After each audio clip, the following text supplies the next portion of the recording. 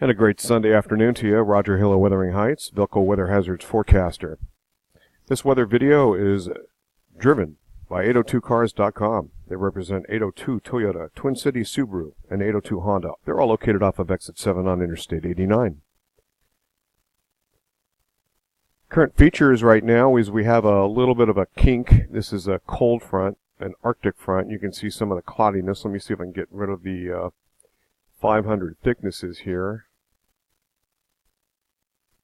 So this cold front is going to be tracking through with just a little bit of snow shower and flurry activity.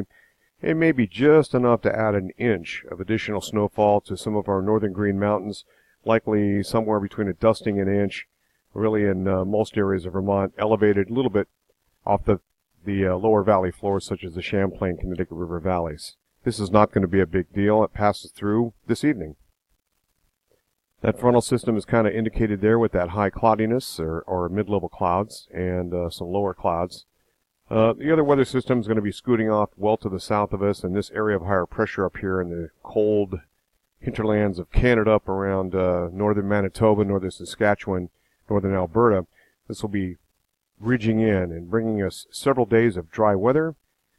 Today's a good day for dry weather. Once this front comes in, of course, we do have that period of precipitation, and thereafter we got 3 days in a row. Things are looking pretty good right through Wednesday. Looking at the 6-hourly increments, you can see the little bit of precipitation north of Vermont, and this will begin to swing on through. This is valid up through about 2 o'clock in the morning, and then it dissipates out. High pressure begins to build in after that front, with the Arctic air beginning to work into the region. And this area of higher pressure will control our weather for the next few days, right into Wednesday. This is valid about Wednesday evening, Wednesday night, and then we have a little bit of minor rain shower activity that'll be scooting in.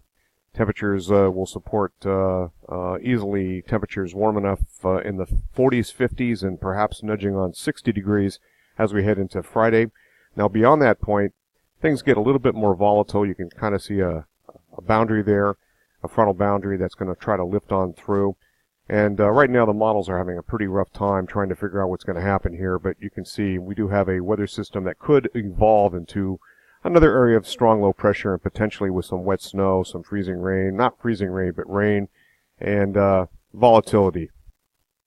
On the upper levels with that, this is valid on Saturday. You can see something in the making there in the Ohio Valley, southern Great Lakes, and then that begins to push on in. This is a pretty good indication of an area of low pressure that will begin to advance across the northeast United States, but we're already into Monday afternoon and the 2nd, 3rd of April. So you can see something coming through here.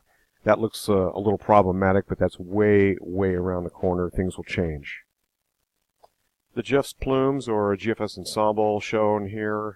You can see that in terms of 3-hour precipitation, it's pretty much lined up with that frontal boundary that's going to be moving in. This would be 0Z, so it's 8 o'clock in the evening on Sunday, and this is into Sunday evening, and then that system moves on by. This is centered on Montpelier, Vermont, so that total amount of precipitation is really not a big deal. You can see it's not even 1/10 of an inch melted, so generally that's usually less than 1 inch amounts at 10 to 1 snow to water liquid ratios. And in terms of temperature, you can kind of see the schematic here. So cold early to midweek, and then temperatures make a warm-up.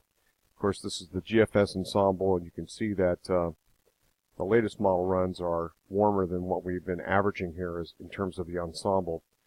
In terms of the 850 hectopascal heights, approximately the top of Mount Mansfield, as it's anything lower than the 0 degrees centigrade or 32 degrees Fahrenheit, of course, is cold enough for crystal form, snowflakes.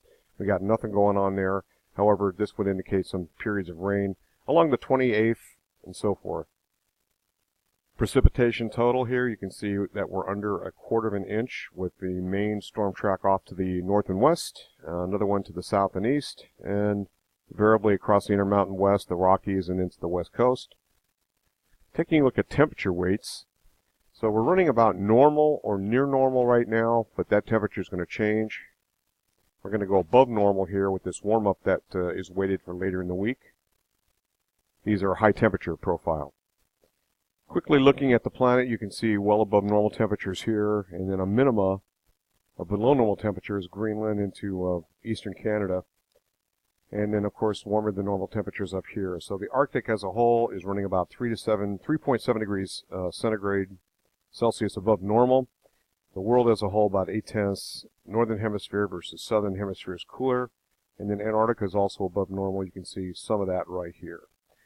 That's about it. Roger Hill, Wuthering Heights. We'll keep a close eye on what's going to happen for this coming weekend, and just beyond that point, that would be the next real time to monitor. Thanks for watching.